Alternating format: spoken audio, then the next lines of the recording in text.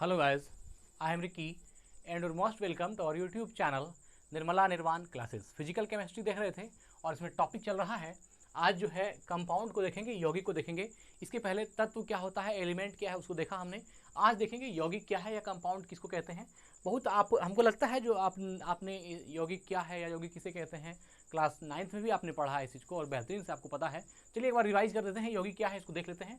और बस छोटा सा वीडियो है, आप देख रहे हैं 5-6 पॉइंट है, बहुत ज़्यादा पॉइंट भी नहीं है। चलिए देख लेते हैं कंपाउंड क्या है। पहला पॉइंट है जो डिफिनेशन के रूप में, पहला और दूसरा ये डिफिनेशन है। यौगिक वह शुद्ध पदार्थ है जो दो या दो से अधिक तत्वों के निश्चित अनुपात, ये याद रखिएगा, निश्चित अनुपात में रासायनिक संयोग से बनता है। क्या बोला? यौगिक वह शुद्ध पदार्थ है, यौगिक वह शुद्ध पदार्थ है जो दो या दो से अधिक तत्वों के निश्चित अनुपात में रासायनिक संयोग से मिलता है। दो या दो से अधिक तत्व का निश्चित अनुपात में रासायनिक संयोग से जो बनता है वह क्या है? यौगिक है ना। यौगिक वह शुद्ध पदार्थ है जो दो या दो से अधिक तत्वों के निश्चित अनुपात में, क्या कह रहा है, निश्चित अनुपात में रासायनिक संयोग से बनता है, वह यौगिक है। और जिसे उचित रासायनिक विधियों द्वारा दो या दो से अधिक सर्वथा भिन्न गुणों वाले अवयवों में विभक्त किया जा सकता है। मतलब क्या बोला कि जिसे उचित रासायनिक विधि के द्वारा, है ना, उचित रासायनिक विधियों द्वारा दो या दो से अधिक सर्वथा अलग गुण वाले अवयवों में विभक्त किया जा सकता है। दो या दो से अधिक सर्वथा अलग गुण वाले यौगिकों में विभक्त किया जा सकता है। ये यौगिक के साथ होता है। लेकिन तत्व में क्या था? जो एक प्रकार के परमाणुओं से बना हो और उस जो अलग नहीं किया जा सकता है। अगर उसको अलग भी कीजिएगा तो वह अलग अलग होकर के भी अपना भौतिक गुण और अपना रासायनिक गुण नहीं चेंज करेगा। यह तत्व में था। लेकिन यौगिक में क्या है? सीधा कंडीशन उल्टा है। यौगिक क्या है कि जिसे उचित रासायनिक विधि द्वारा दो या दो से अधिक सर्वथा भिन्न गुण वाले अवयवों में व्यक्त कर सकते हैं। मतलब क्या? भिन्न भिन्न गुण का मतलब क्या हो गया कि वो जो कंपाउंड तैयार होगा, है ना, उसका गुण अलग अलग होगा, सर्वथा अलग अलग होगा। ये चीज यौगिक में है, तत्व में नहीं है।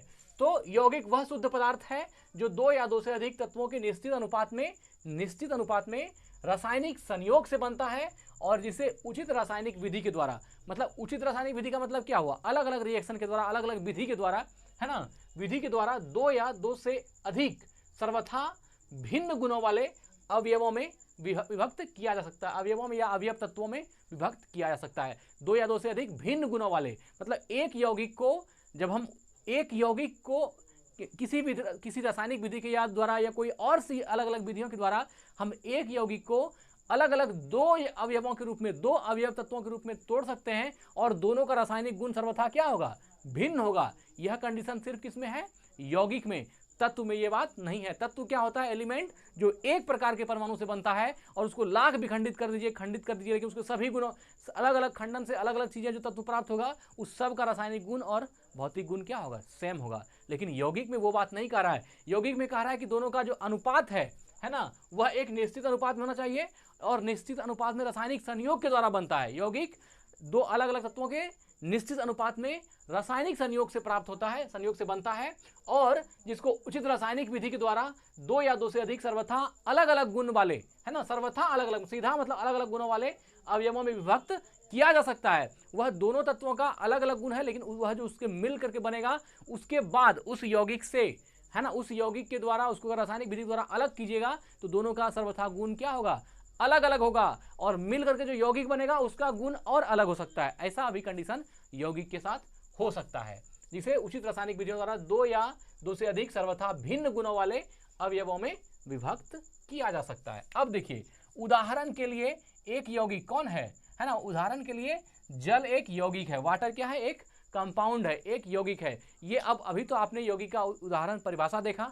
अब उदाहरण के रूप में जल को देखिए और इसके गुणों का विखंडन, जो बखान है, वह एक जल को, एक कंपाउंड जो जल है, इसके उदाहरण से आप समझ सकते हैं। देखिए, जल का प्रत्येक अणु हाइड्रोजन के दो परमाणुओं, है ना, हाइड्रोजन के दो परमाणुओं तथा ऑक्सीजन के एक परमाणु से मिलकर बना है।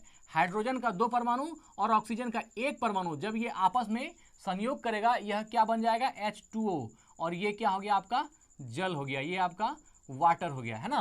तो देखिए, हाइड्रोजन का अपना पृथक गुण है, ऑक्सीजन का अपना पृथक गुण है, लेकिन जब दोनों एक निश्चित अनुपात में, हाइड्रोजन कितना है? दो परमाणु, ऑक्सीजन का एक परमाणु, ये कितना है? 2:1 के अनुपात में है। तो यह मतलब एक निश्चित अनुपात में मिलता है तो एक अलग ही गुण वाला दूसरा चीज बना देता है, एक अलग अलग यौगिक बना देता है, जो वाटर है। हाइड्रोजन का गुण अलग है, ऑक्सीजन का गुण अलग है, लेकिन जब दोनों का रासायनिक संयोग होता है तो H2O क्या हो गया, वाटर, इसका गुण उस दोनों से भी अलग है। तो यही चीज समझाने का प्रयास किया गया है कि जल का प्रत्येक अणु हाइड्रोजन के 2 परमाणुओं तथा ऑक्सीजन के 1 परमाणुओं से मिलकर बना होता है। ठीक है, किसी भी स्रोत से प्राप्त शुद्ध जल या किसी भी विधि से निर्मित जल के प्रत्येक अणु में हाइड्रोजन एवं ऑक्सीजन के परमाणु सदैव 2:1 होता है। अब देखिए, ये बात तो सही है कि जल का फॉर्मूला H2O हुआ, H2O में हाइड्रोजन का 2 परमाणु है और ऑक्सीजन का 1 परमाणु है। अब दुनिया में ये जो एक निश्चित अनुपात का मतलब क्या हुआ कि हाइड्रोजन का 2 अनुपात और ऑक्सीजन का हाइड्रोजन का 2 परमाणु और ऑक्सीजन का 1 परमाणु लेंगे तो वो जल बनेगा। ठीक है, या जल बन गया।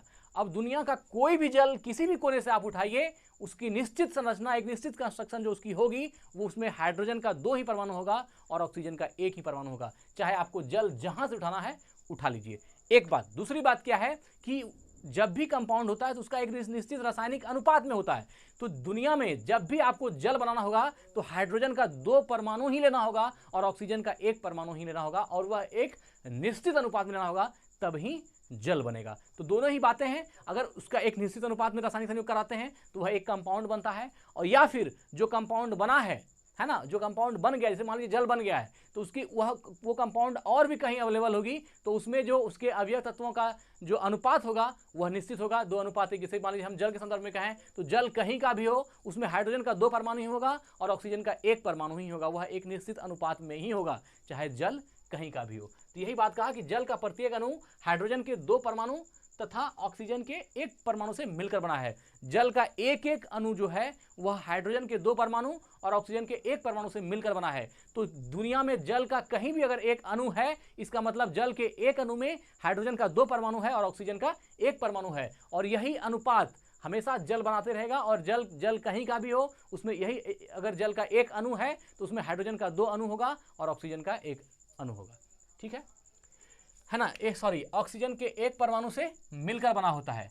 किसी भी स्रोत से प्राप्त शुद्ध जल या किसी भी विधि से निर्मित जल के प्रत्येक अणु में, है ना, किसी भी स्रोत से प्राप्त जल, है ना, या फिर किसी भी विधि से निर्मित जल के प्रत्येक अणु में हाइड्रोजन एवं ऑक्सीजन के परमाणु सदैव 2:1 में होता है। हाइड्रोजन हमेशा 2 होगा और ऑक्सीजन हमेशा 1 होगा। ये अनुपात निश्चित है, ऐसा ही होगा। ये कंपाउंड के साथ लागू होता है, और जल क्या है, एक कंपाउंड है, एक यौगिक है। भार के विचार से ये तो हुआ कि इसके अणुओं की संख्या के आधार पर 2:1 बताया। अब इसी का हाइड्रोजन और ऑक्सीजन का भार के विचार से यह अनुपात 1:8 है। क्योंकि देखिए, हाइड्रोजन का 2 परमाणु है तो हाइड्रोजन का एटॉमिक वेट कितना हो गया, 2, और ऑक्सीजन का 8 होता है एटॉमिक नंबर, तो इसका एटॉमिक वेट कितना हो गया, 16। इसको जब आप सॉल्व कीजिएगा तो ये हो जाएगा 1:8, 1:8, 2 8 16, 2 1 2, 1:8। मतलब ये भार के विचार से कहा गया, और यहाँ पर जो रेशियो दिया गया है ये अणु की संख्या के, परमाणु की संख्या के आधार पर 2:1 कहा, और भार के विचार से कितना कहा, तो भार के विचार से यह अनुपात 1:8 होता है।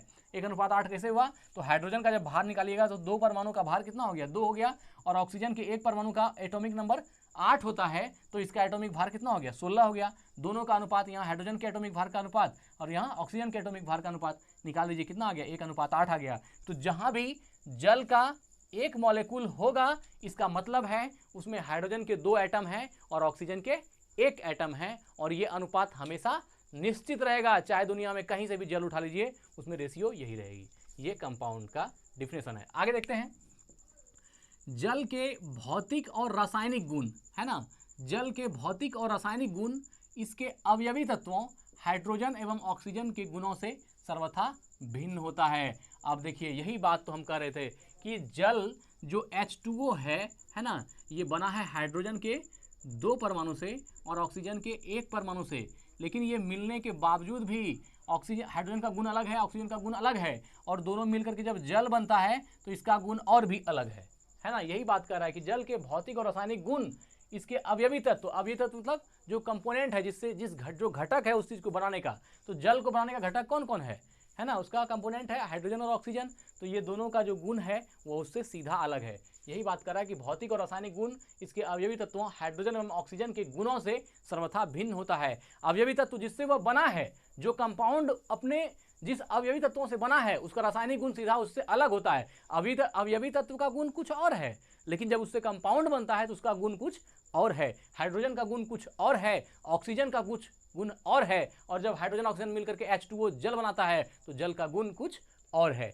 मतलब जो अवयवी तत्व हैं उसका गुण कुछ और है, और जो मिलकर के कंपाउंड बना है उसका गुण कुछ और है। मतलब सारा का गुण जो है अलग अलग होता है। तो ये कंपाउंड में है, ठीक है ना। तो जल के भौतिक और रासायनिक गुण इसके अवयवी तत्वों हाइड्रोजन एवं ऑक्सीजन के गुणों से सर्वथा भिन्न होता है। तो हमको लगता है मित्र आज आपको बात समझ में आ गया होगा कि कंपाउंड क्या है, यौगिक क्या है। आज यही वीडियो को एंड करते हैं। अगली वीडियो में हम लोग मिक्सचर देखेंगे कि मिश्रण क्या है।